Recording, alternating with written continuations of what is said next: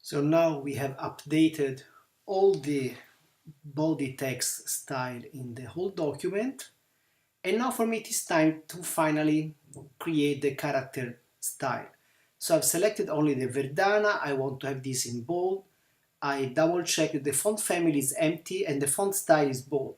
So this allows me to decide any new paragraph style character as I want, and that specific word will be in bold. Now I'm doing the same with the name of the people, medium italic, and then I can double check the format will be medium italic. Again, font family is empty.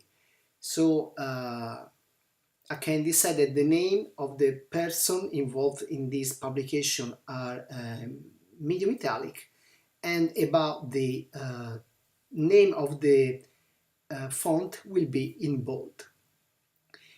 In case I will change the paragraph style, I will have all the time the text in bold according with the new font family from the paragraph.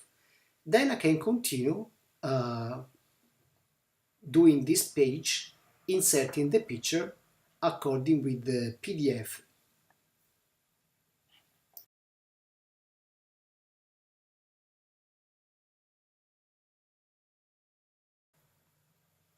I'm inserting the images here. I'm taking advantage of the guide in order to be aligned. Even if these are images,